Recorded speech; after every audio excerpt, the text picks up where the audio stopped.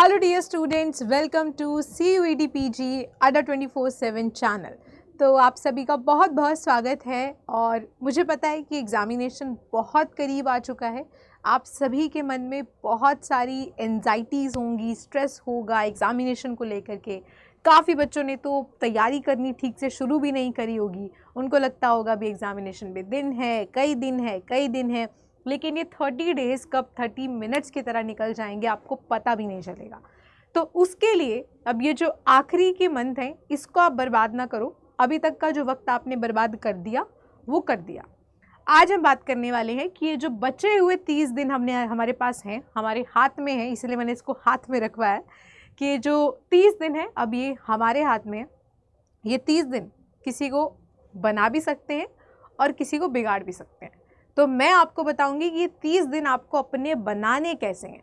ये 30 दिन अपने रिश्तेदारों से एकदम नाता तोड़ लीजिए, दोस्तों को बोल दीजिए कि भैया 1 महीने मेरी दोस्ती थोड़ी लेट चलेगी, ठीक है। सोशल मीडिया हैंडल्स को बिल्कुल बंद कर दीजिए, केवल 30 दिन की बात है, ठीक है। उसके बाद जी भर के चला लीजिएगा, कोई आपको नहीं रोकेगा। खूब नए दोस्त भी बनाओगे, उनकी आईडीज़ को सर्च भी करोगे, उनको फॉलो भी करोगे, ठीक है। चलिए तो आज हम बात करने वाले हैं क्या सॉलिड स्ट्रैटेजी होने वाली है। और मैं बाकी लोगों की तरह सेम नहीं बताऊंगी कि सुबह उठो, रात को जल्दी सो जाओ और ये करो वो करो। मैं एकदम प्रैक्टिकल सोल्यूशन बताने वाली हूँ जो मैंने अपने एग्जामिनेशंस को करते समय किया था। तो मैंने MA एंट्रेंस भी क्लियर किया था, मैंने मल्टीपल टाइम्स UGC नेट को भी क्वालिफाई कर रखा है। तो इन सभी एग्जामिनेशंस को क्लियर करने में मेरी क्या पर्सनली अप्रोच रही है, मैं क्या आखिरी दिनों में किया करती थी, वो चीज़ मैं आपको प्रैक्टिकल सॉल्यूशन बताने वाली हूँ, ठीक है। बाकी योगा मेडिटेशन वगैरह सब इंपॉर्टेंट होती हैं, वो सब आपको भी पता होगा, वो आप अपने अकॉर्डिंगली एडजस्ट कर लेना, ठीक है। चलो तो शुरू करते हैं अपनी सॉलिड स्ट्रैटेजी, जिससे कि आपको 300 में से लगभग 270 से ज़्यादा मार्क्स अगर स्कोर करने हैं और ये तरीके की स्ट्रैटेजी जो मैं आपको बता रही हूँ उसको फॉलो कर लोगे तो ज़रूर आपको हेल्प करेगी। तो जैसे कि आप सभी को भी हेल्प की ज़रूरत है, एक गाइडिंग की ज़रूरत है, एक मेंटोरशिप की ज़रूरत है, तो उसी के लिए आज मैं यहाँ खड़ी हुई हूँ कि ये 30 दिनों को अपना कैसे बनाना है वो आज हम सीखेंगे।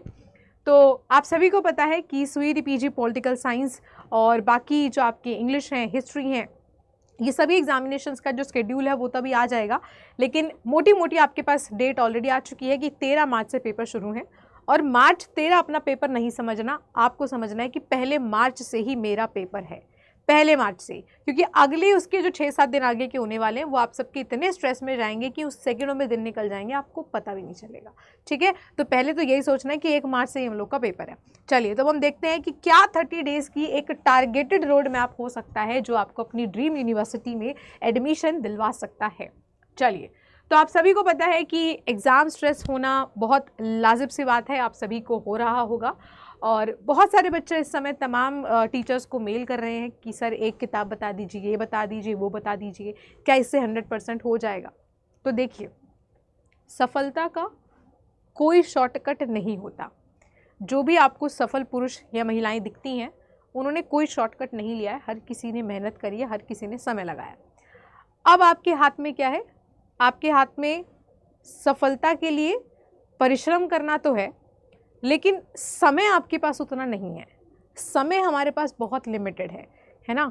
मैंने आपको बहुत पहले भी ये सेम चीज़ बताई थी कि अगर समय और दिशा सही ना हो तो उगता हुआ सूरज भी डूबता हुआ नज़र आता है। तो वही बात है कि अगर अभी अपनी समय और दिशा सही कर लोगे तो आपका भी सूरज जो है आपको उगता हुआ नज़र आएगा, डूबता हुआ नज़र नहीं आएगा। यानी कि ड्रीम यूनिवर्सिटी का टारगेट आपका पूरा हो जाएगा। तो वही बात आप इस पिक्चर से समझ सकते हो कि सफलता का दूसरा नाम ही परिश्रम होता है और परिश्रम का कोई शॉर्टकट नहीं होता है, ठीक है। तो इसी के लिए हमारा अड्डा 24/7 आप सभी के लिए परिश्रम क्रैश कोर्सेज भी लेकर आया है, जो पूरे यूट्यूब पे सबसे लोएस्ट प्राइस पे है। इस प्राइस पे आपको कोई नहीं दे रहा है।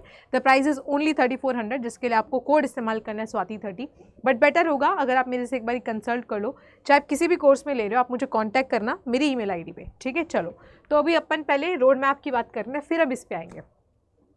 अब यहाँ पे मैंने कुछ लिस्ट बनाई है और इस लिस्ट को मैंने रखा है खाली। इसको खाली क्यों रखा है? क्योंकि मैं ऐसे ही करती थी, मैं ऐसे ही बनाती थी कि एक एक वीक का मैं अलग अलग टारगेट बनाती थी। पूरे महीने का बनाओगे कुछ नहीं होगा, जब आपसे 2 दिन वो फॉलो नहीं होगा आपका आगे का मोटिवेशन आएगा ही नहीं। लेकिन जब आप वीकली टारगेट्स बनाते हो तो आपको लगता है कोई बात नहीं है, इस हफ्ते मेरे से दिक्कत हो गई, अगले हफ्ते में अपना पूरा जो टारगेट है वो समय पे सही तरीके से पूरा करूँगा। ठीक है, तो यहाँ पे आपको वीकली टारगेट्स बनाने हैं और वीकली टारगेट्स में आपको अपनी अपनी यूनिट्स रखनी है और उस यूनिट में आपका क्या टारगेट है, यानी कि यहाँ पे आप कितनी चीज़ें कवर अप करने वाले हो, क्या आप कोई टॉपिक करने वाले हो या उस टॉपिक का कोई सब टॉपिक करने वाले हो, वो सब कुछ ऐसे बनाना है। ठीक है, यहाँ पे यूनिट, यहाँ पे टारगेट, यहाँ पे यूनिट, यहाँ पे टारगेट। ठीक है, तो मान लो आपके पास 10 यूनिट है तो उस तरीके से आपको उनको बाइफिकेट कर लेना है।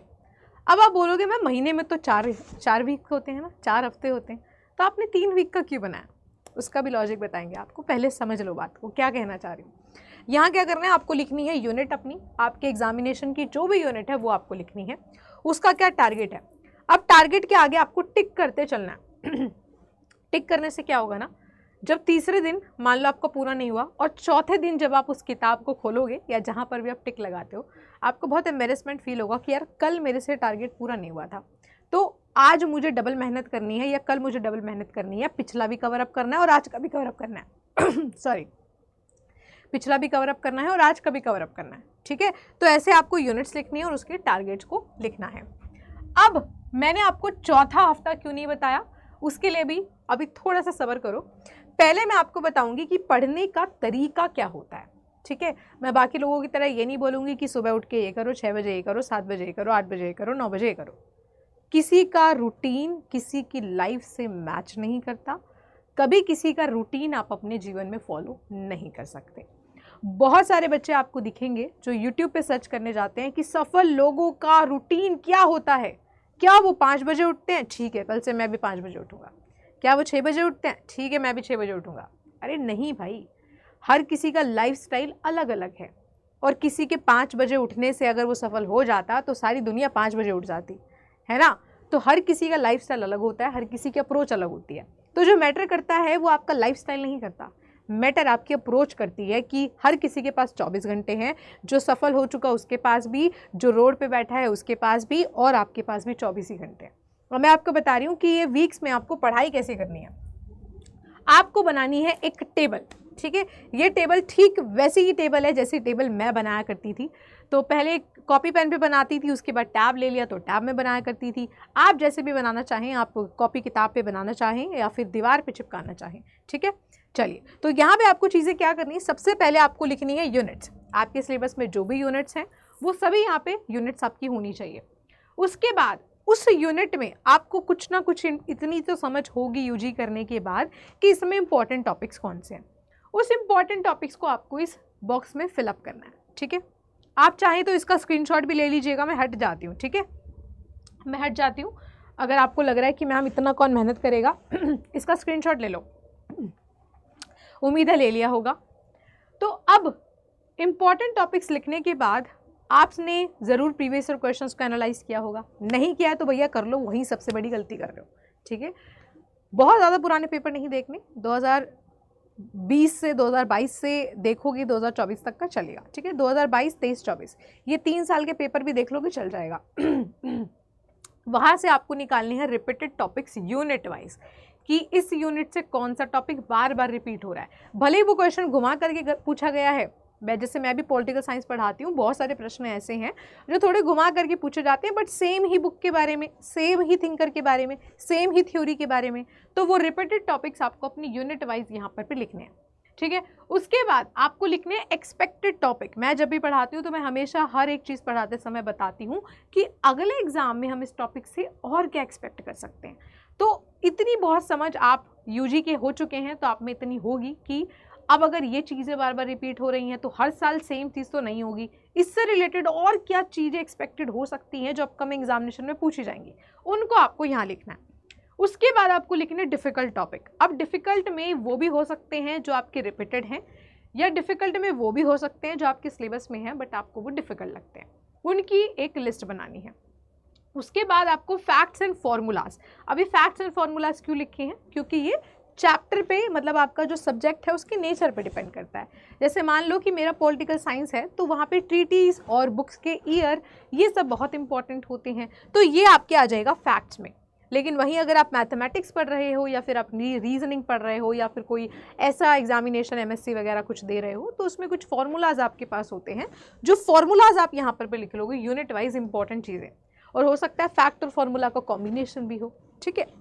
उसके बाद ये जो मैंने आपको वीकली प्लान बनाया था ना, ये आपको इसी अकॉर्डिंग फॉलो करना है। उन वीक्स में आपको ये चीज़ें कवर अप करनी है डेज के हिसाब से। डेज आप अपने हिसाब से जो है सेट कर सकते हो। किसी बच्चे को एक यूनिट करने में 2 दिन लगते हैं, किसी को 3 दिन, तो किसी को 1 दिन, डिपेंड ऑन कि आपको कौन सी यूनिट कितनी आसान कितनी डिफिकल्ट लग रही, ठीक है।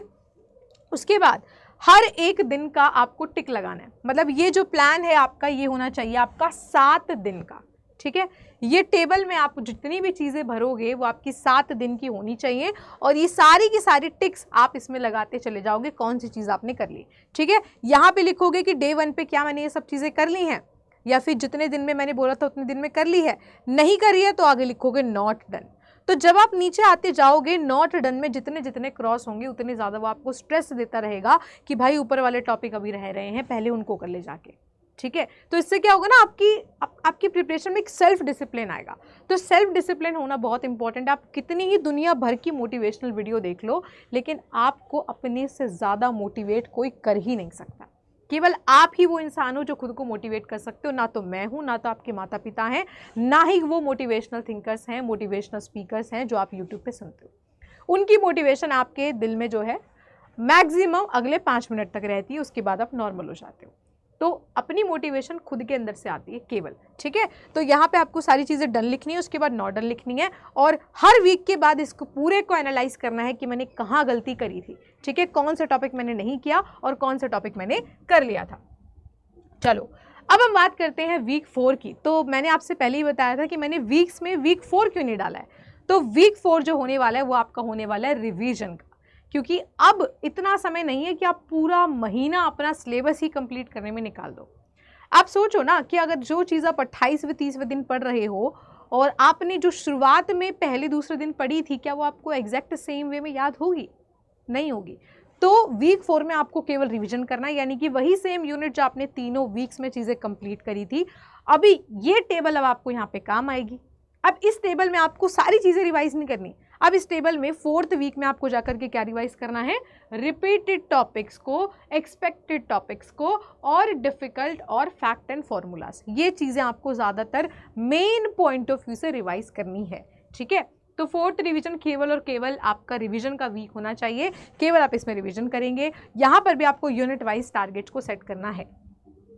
चलो आगे चलते हैं 7 इंपॉर्टेंट पॉइंट्स। तो 7 इंपॉर्टेंट पॉइंट्स जो एक कुंजी की तरह, एक की तरह आपके लिए काम करने वाले हैं कि प्रिपरेशन करते समय आपको किन किन बातों का जो है आपको ध्यान रखना है। तो सबसे पहले आपका है stop using social media for some time. तो कृपया करके कुछ समय के लिए अपने सोशल मीडिया अकाउंट से छुट्टी ले लीजिए, वहाँ पे इस्तीफ़ा दे दीजिए 1 महीने का। चाहिए तो एप्लीकेशन को अनइंस्टॉल कर दो, ये मेरा वे है। मैं तो 6-6 महीने के लिए कर देती थी, एंड ट्रस्ट मी, मुझे एक दिन भी रियलाइज़ नहीं होता था कि मेरे पास इंस्टाग्राम अकाउंट नहीं है, बिकॉज FB तो मैं वैसे भी नहीं चलाती थी, फेसबुक वगैरह मेनली इंस्टाग्राम चलाती थी, और मुझे याद भी नहीं रहता था कि 6-6 महीने तक मैंने इंस्टाग्राम को लॉगिन नहीं किया है, ठीक है। तो एग्जामिनेशन जब तक नहीं हो जाता था तब तक मैं अपने इंस्टाग्राम का या जो भी मेरा सोशल मीडिया अकाउंट है उसको लॉगिन नहीं करती थी, ठीक है। उसके बाद है यहाँ पे आपका analyse the previous year questions, जो मैंने आपसे ऑलरेडी कहा कि आपको केवल 2022 से 2024 तक का PYQ देख लोगे, आपको एग्जामिनर क्या चाह रहा है आपसे वो समझ आ जाएगा, और एग्जामिनेशन में क्या चीज़ ट्रेंडिंग में चल रही है वो समझ आ जाएगी, ठीक है। तीसरा है note down the unit weightage, जो मैंने आपको ऑलरेडी ये टेबल बताई थी ना, पुराने वाली, ये वाली है ना, ये इसी चीज़ पर डिपेंड कर रही है। रिपीटेड टॉपिक आपको वही पता चलते रहेंगे कि किस यूनिट से ज़्यादा आ रहे हैं।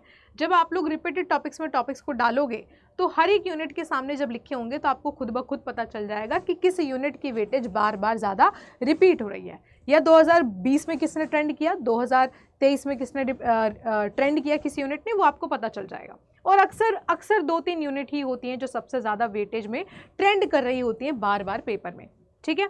सो write down the repeated topics, आपको बता दिया मैंने। Focus more on practising MCQs। क्योंकि जैसा पेपर वैसी अप्रोच होनी बहुत ज़रूरी है। कई चीज़ें आपकी पेपर में ऐसी होंगी जो आपको समझ नहीं आ रही होंगी, लेकिन आपको उसका फैक्ट याद रखना पड़ेगा, ठीक है। अगर आपको कुछ चीज़ें समझ नहीं भी आ रही हैं तो बहुत ज़्यादा समय उस पर ज़ाया मत करो। अगर एक आधी चीज़ है तो उसको स्किप कर दो और केवल उसका जो काम की बात है वो याद कर लो। बिकॉज MCQ में यही फ़ायदा है कि आपको चीज़ें लिखनी नहीं है, आपको केवल ऑप्शन एलिमिनेट करना आना चाहिए। अगर आप उस 4 में से उस एक को पहचान पा रहे हो, अपने का काम बन गया, ठीक है। अपने को इतना ही करना था। उसके बाद है more time to difficult and repeated unit, जो मैंने आपको बताया है कि जो आखिरी का हफ्ता आपका बचा होगा, आखिरी का 1-1.5 हफ्ता बचा होगा, उसमें ज़्यादातर आपको यही डिफिकल्ट और रिपीटेड टॉपिक्स को बार बार रिविजन करने पे जो है फोकस करना है।